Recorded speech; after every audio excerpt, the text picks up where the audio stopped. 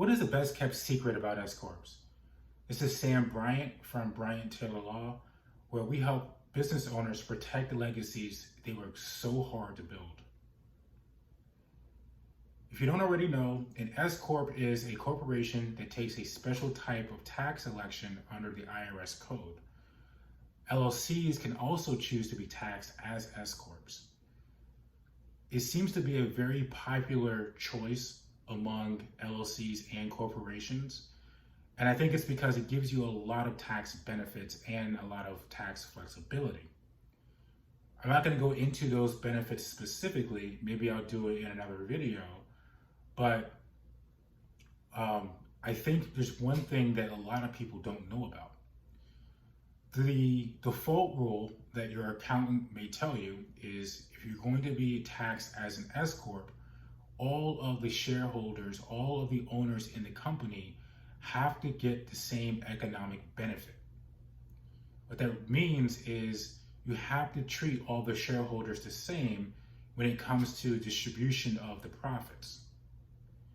But what a lot of people don't know is you don't have to treat the owners the same when it comes to their voting rights.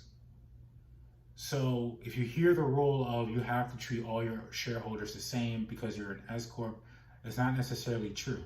You have to give them the same economic benefit, but you can have different voting rights amongst your shareholders.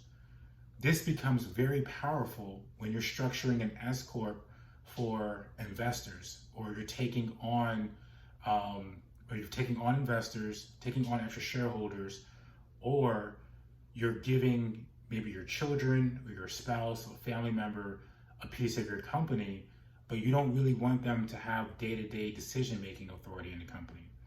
So in essence, separating or at least treating the voting rights differently among shareholders allows an owner of an s-corp to maintain control of the company while bringing on additional shareholders and also taking advantage of the tax benefits of the s-corp election. It's a discussion that I don't think is had enough when business owners are just starting out their businesses or they're trying to expand, because it really does provide even more flexibility than what a lot of people already think they have. So again, the best kept secret about s-corps is you can treat the owners of the s-corp differently when it comes to their voting rights, as long as you still treat everyone the same when it comes to their economic benefits. To kind of drive the point home, I'll give a little example. If there's two owners of an s-corp and they each own 50% of the s-corp, both of those owners have to get 50% of the profits if there is a distribution, because they're 50-50 owners, they have equal ownership.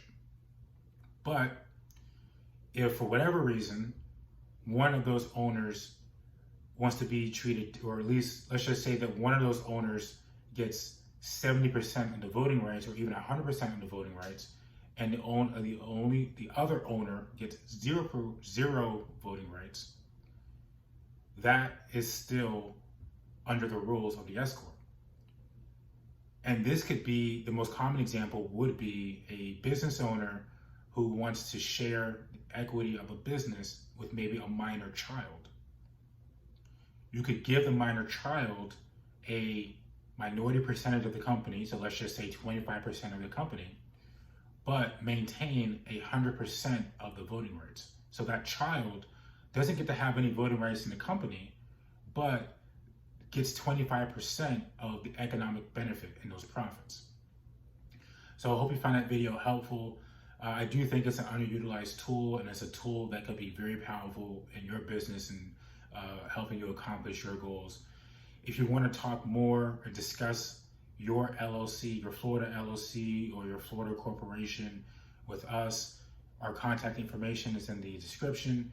And we also have a lot of free resources and a lot of other videos that can help protect your business.